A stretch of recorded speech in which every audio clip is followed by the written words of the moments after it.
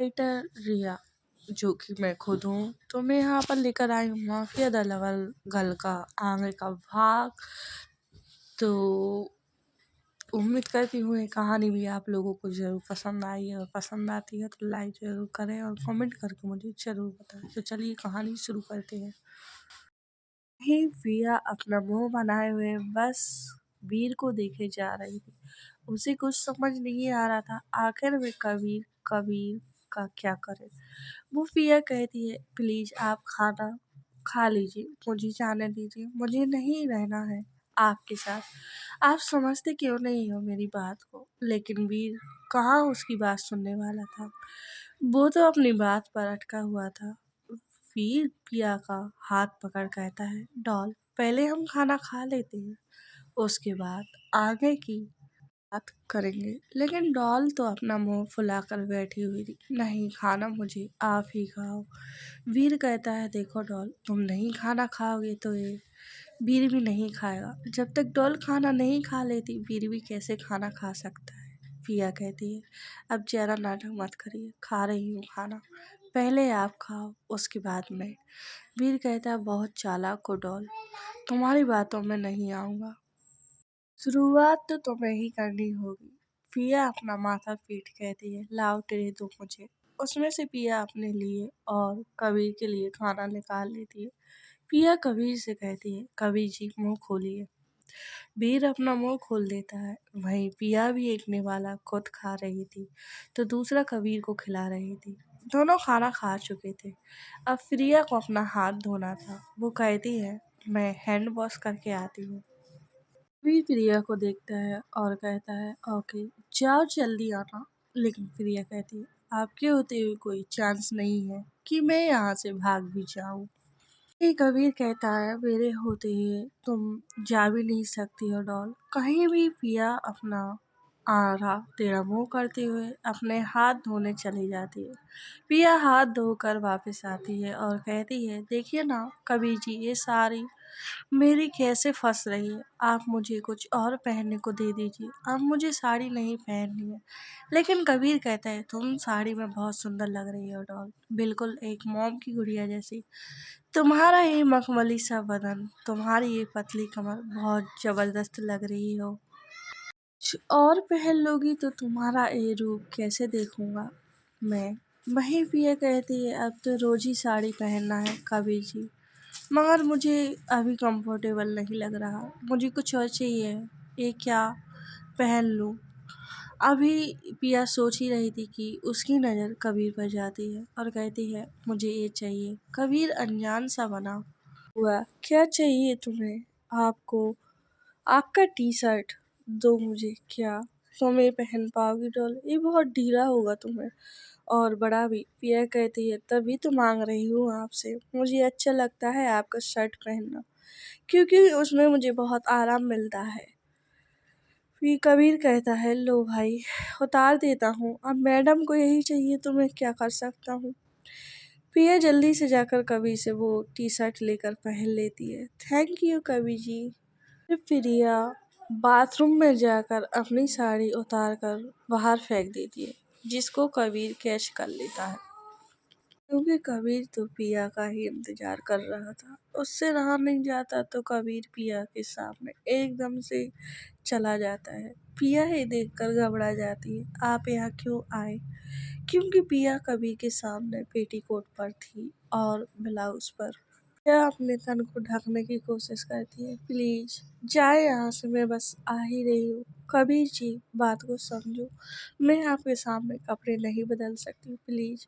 वही कबीर प्रिया को देखकर कहता है, तुम्हें अब शर्माने की जरूरत नहीं है जान, मैं अब तुम्हारा पति हूँ, तुम्हें मैं देख भी सकता हूँ और अपनी जो मनमर्जी है वो कर भी सकता हूँ। पिया बोली, नहीं आप कुछ नहीं करोगे, आप बस जाइए यहाँ से। और ये कहकर प्रिया कबीर को धक्का देने लगती है।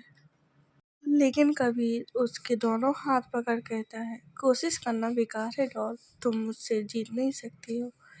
लेकिन पिया कहती है, मुझे आपसे जीतना भी नहीं है, मुझे कपड़े बदल लेने दीजिए प्लीज। कबीर की नज़र तो पिया के गोरे बदन पर थी, जो उभर उभर कर बाहर आ रहा था। लेकिन वो चाहकर भी पिया की बातों को इग्नोर नहीं कर सकता था। आखिर पिया इतनी भोली बनकर कबीर से रिक्वेस्ट जो कर रही थी, वही कबीर कहता है तुम न जान मार डालोगी, जल्दी चेंज करो कपड़े, मैं वही इंतजार कर रहा हूँ तुम्हारा। पिया कहती है ये भी ना क्या क्या करते रहते हैं, फिर अपने कपड़े चेंज कर कबीर की टी शर्ट पहन लेती है। वहीं बाकी सब सो चुके थे। पिया कबीर के पास आते हुए कहती है मुझे नींद आ रही है, आप साइड होकर सो जाएं। लेकिन कबीर कहता है ये कौन सी बात हुई, मैं तुम्हारे बिना कैसे सो सकता हूँ, मुझे तुम्हारे बिना नींद नहीं आती है, तुम मेरे पास आओ और मेरे साथ में सो जाओ। पिया कहती है मैं तो आपसे नाराज हूँ ना, आपने मुझे दादी के पास नहीं जाने दिया, अब मैं भी आपके पास नहीं सोऊंगी। वहीं कबीर पिया को अपनी तरफ खींच लेता है और फिर यह एक झटके से कबीर के ऊपर गिर जाती है। पिया कहती है छोड़िए मुझे, मैंने कहा छोड़िए मुझे, लेकिन कबीर कहाँ पिया की सुनने वाला था। कबीर ने पिया के दोनों पैर अपने पैरों के बीच में फंसा लिए और पिया को साइड करवट कर एक हाथ उसके सीने की तरफ ले जाते हुए वहीं प्रेस कर देता है, जिससे प्रिया की खुद को छुड़ाने की कोशिश वहीं रुक जाती है। कबीर की इस हरकत से पिया सहज सी उठी थी। उसे हल्का दर्द भी हुआ, लेकिन उसने कबीर से कुछ नहीं कहा और कबीर भी पिया के सीने पर हाथ रखे ही उसे अपने करीब कर लेता है। पिया का अब झटपटाना बंद हो चुका था, क्योंकि वो जानती थी अगर वो कुछ बोलेगी तो कबीर दोबारा से वही हरकत करेगा। लेकिन पिया नहीं चाहती थी कबीर फिर से वो हरकत करे, लेकिन कबीर को खुद को काबू करना बेहद मुश्किल हो रहा था। आखिर कैसे वो खुद को काबू में रखे। जब पिया उसकी वाइफ नहीं थी तब वो खुद को काबू में नहीं कर सकता था, लेकिन अब तो उसका पिया पर पूरी तरह से हक था। कैसे खुद के जज्बात को काबू करे। कबीर वहीं पिया अपनी आंखें बंद किए हुए थी और कबीर पिया को एकदम से सीधा कर खुद उसके ऊपर आ जाता है। वहीं पिया कहती है ये क्या कर रहे हैं आप कबीर जी, मुझे नींद आ रही है सोने दीजिए। लेकिन कबीर कहाँ मानने वाला था और कैसे सोने दूं जब तुम मेरे सामने मेरी बाहों में हो, कैसे खुद को रोक लूं। लेकिन पिया कहती है आप दूर रहो मुझसे, नहीं तो मैं रो दूंगी, आप ऐसे नहीं कर सकते हैं। वही पिया बोलते बोलते रुक जाती है, क्योंकि कबीर ने अपने होंठ उसके होठों पर टिका दिए थे। पिया कुछ भी नहीं कह पाई, बस उसकी आंखें बड़ी बड़ी हो गई जो कबीर को ही घूर रही थी। पिया कबीर को ढकेल रही थी, लेकिन कबीर कहाँ मानने वाला था जो पिया को छोड़ दे।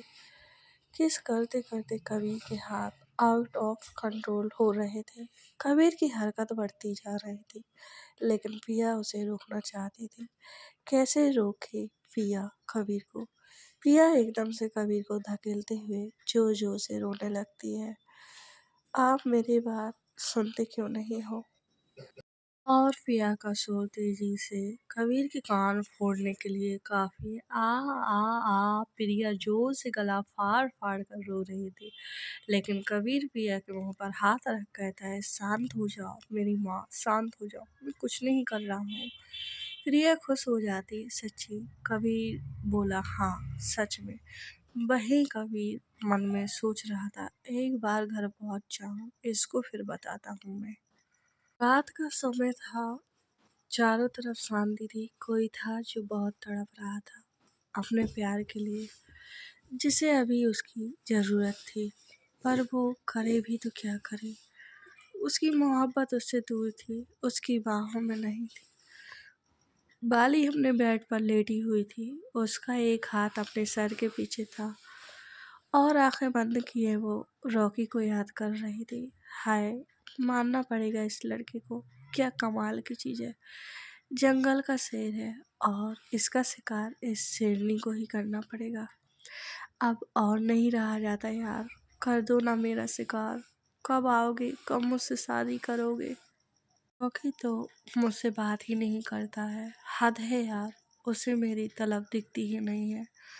बाली बेड पर बैठ गई और अपने सीने पर हाथ रखते हुए बोली, ये दिल किसी की नहीं सुनता है, तुझे कैसे बताऊं मेरी जान। इतना कहकर बाली बेड से उठी और उसने एक ब्लैक टी शर्ट और ब्लू जीन्स पहनी, अपने फ़ोन को जेब में डाल दिया, अपने रूम से बाहर निकल और हॉल में आई। उसने देखा चारों तरफ शांति थी, हॉल में डिम लाइट चल रही थी। बाली ने ऊपर अपने मॉम डैड के रूम की तरफ देखा तो वहां भी शांति थी। बाली ने चैन की सांस ली और बंगलो से बाहर निकल गई। बाली एक गाड़ी में बैठी और हेवन से बाहर चली गई। बाली बहुत खुश लग रही थी।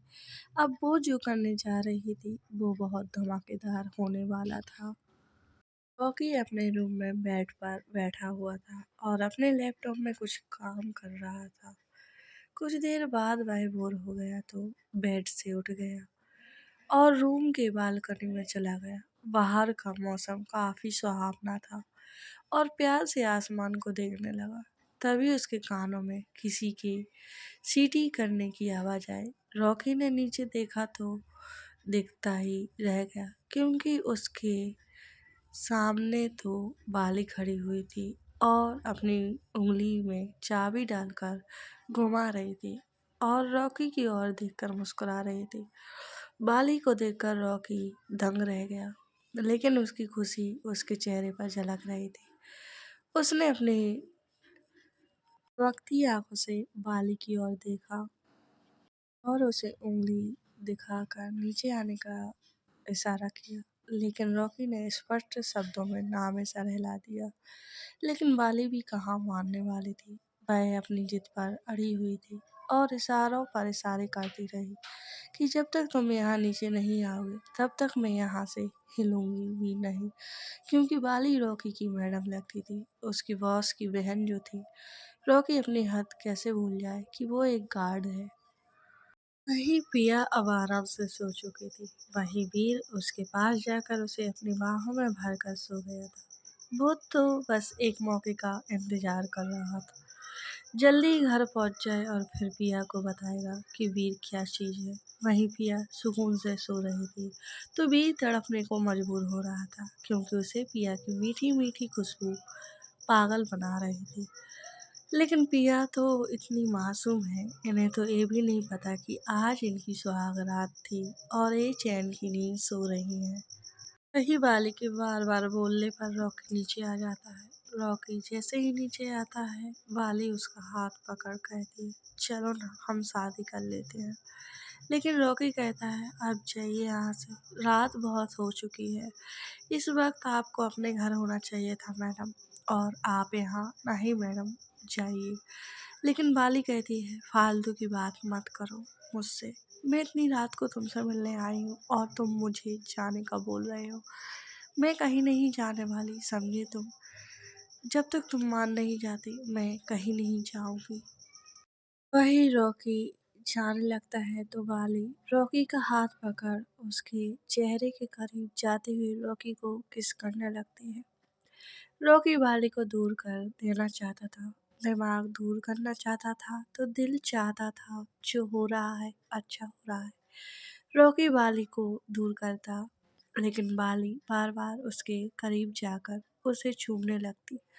बाली रॉकी को जोर से पकड़े हुए थी और एक वक्त के बाद बाली की किस रुक जाने को हो रही थी, क्योंकि रॉकी का उसे यूं इग्नोर करना उससे बर्दाश्त नहीं हो रहा था। बाली के हाथ रॉकी के कॉलर पर थे तो वो भी धीरे धीरे नीचे सरक रहे थे और बाली भी हल्की सी दूर होने को हुई थी कि रॉकी ने झट से बाली को कमर से पकड़ के करीब सटा लिया। ना चाहकर भी रॉकी बेकाबू हो चला था। बाली का इतना प्रयास करना रॉकी को अब होश गंवा देने वाला था। तो दोस्तों यहाँ पर देखिए कहानी चेंज हो जाएगी और मुझे नाम भी चेंज करने पड़ेंगे, तो मैंने सोचा है कि प्रिया की जगह पिया कर देती हूँ और कबीर की जगह वीर। तो अगर आप लोगों को ये नाम पसंद आ रहे हों तो कमेंट में बोल देना, क्योंकि आप लोग बहुत जिद कर रहे थे कि प्लीज़ वो कहानी लाइए। तो देखिए, राइटर ने तो मना कर दिया था, लेकिन मैं अपने हिसाब से लिखूँगी तो फिर मुझे कहानी के नेम भी चेंज करने पड़ेंगे। तो अगर आपको कहानी पसंद आए तो लाइक ज़रूर करना, और कहानी आगे बढ़ाऊँ तो कमेंट में मुझे ज़रूर बता देना। कल से कहानी को आगे बढ़ाने का प्रयास करूँगी।